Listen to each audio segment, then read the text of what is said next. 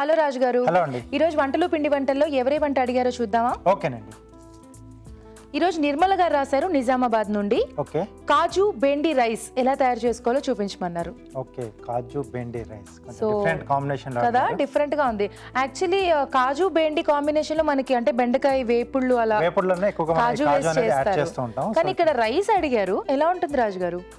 Combination అంటే taste అనేది బాగుంటుంది. అంటే మనం అక్కడ ఫ్రై ఐటమ్స్ లో చూస్తూ ఉంటాం కదా, సో ఇక్కడ కూడా కొంచెం డిఫరెంట్ కాంబినేషన్ లో బానే ఉంటుందండి. చేసుకోవచ్చు ఈజీగా చేసుకోవచ్చు.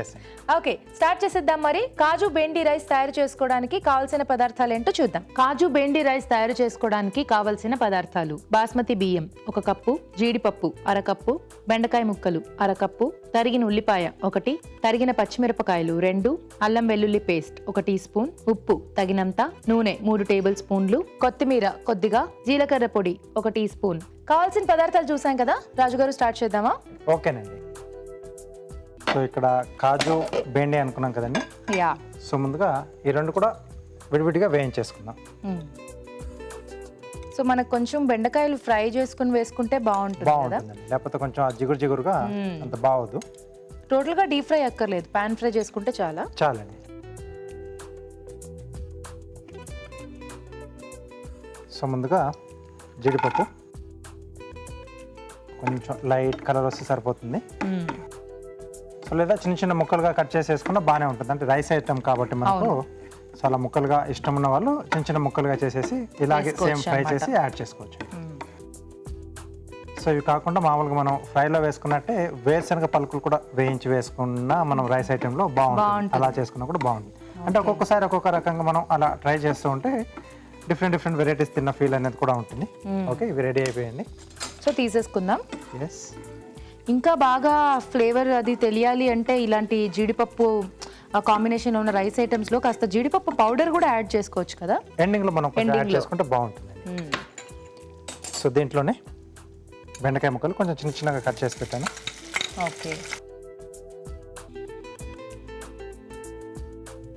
సో కొంచెం ఈ బెండకాయలు కట్ చేసుకున్న తర్వాత జిగురు పోకుండా, అంటే జిగురు పోవాలి అంటే ఆయిల్లో వేయించుకోవాలా రాజు గారు? సో ఆయిల్లో వేయించుకుంటే మనకు టోటల్ గా పోతుంది. సో అలా కాకుండా అంటే ఆయిల్ ఎక్కువగా వాడకూడదు అనుకున్నప్పుడు డ్రైగా ఫ్రై చేసుకోవాలి ప్యాన్ లో.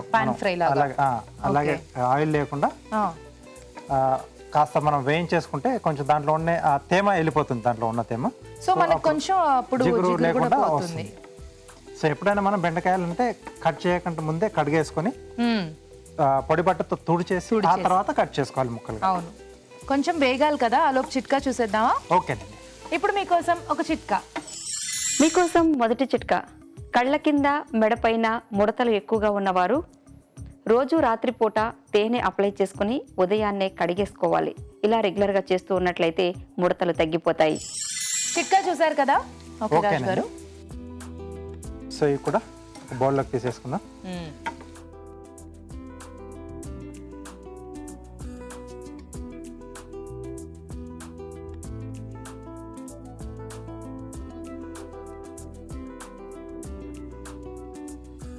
ఓకే.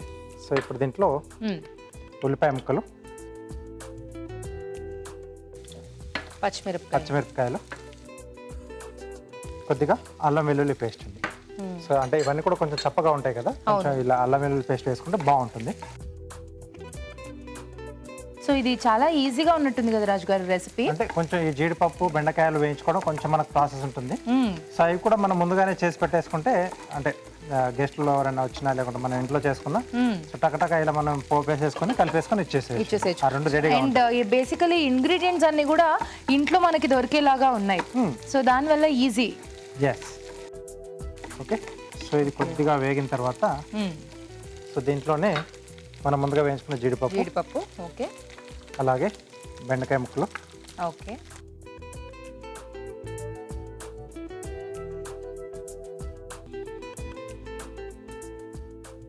సో ఇప్పుడు సరిపడా ఉప్పు. సో ఇప్పుడు దాకా ఎక్కడ యాడ్ చేయలేదు కదా, రైస్ కి కూడా సరిపడా వేసేసుకోవాలా? ఎస్ అండి.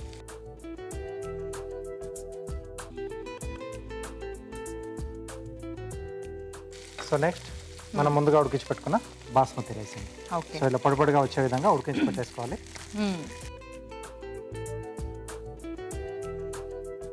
కొంచెం ఫ్లేవరింగ్ కొరకు జీలకర్ర పొడి.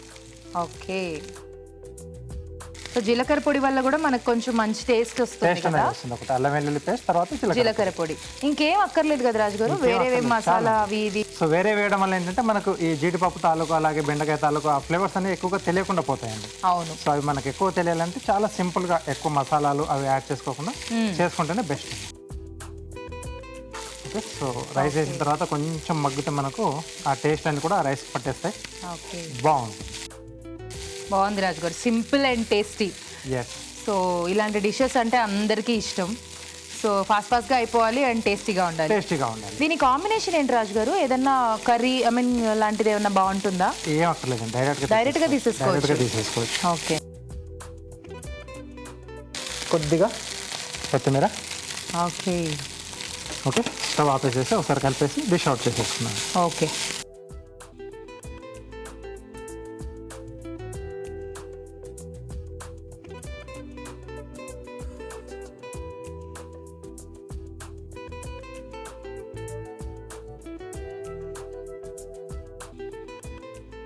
ఓకే, రెడీ అన్నమాట.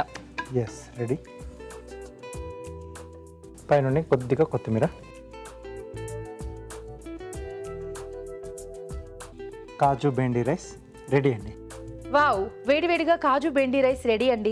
టేస్ట్ చూడబోయే ముందు ఈ రైస్ తయారీ విధానం మరోసారి చూసేద్దాం. కాజు బెండి రైస్ తయారు చేసుకునే విధానం. ముందుగా బాస్మతి బియ్యం ఉడికించి పొడి పొడిలాడేలాగా అన్నం సిద్ధం చేసుకోవాలి. ఒక పాన్ లో నూనె వేసి జీడిపప్పు, బెండకాయ ముక్కలు వేసి విడివిడిగా వేయించి పక్కన ఉంచాలి. అదే పాన్ లో ఉల్లిపాయ ముక్కలు, తరిగిన పచ్చిమిరపకాయలు, అల్లం వెల్లుల్లి పేస్ట్ వేసి వేయించాలి. దీనిలో వేయించిన జీడిపప్పు, వేయించిన బెండకాయ ముక్కలు వేసి వేగనివ్వాలి. ఆ తరువాత ఉప్పు, అన్నం, జీలకర్ర పొడి వేసి బాగా కలిపి కాస్త వేగనివ్వాలి. ఆపై కొత్తిమీరతో గార్నిష్ చేసి సర్వ్ చేసుకుంటే కాజు బెండి రైస్ రెడీ.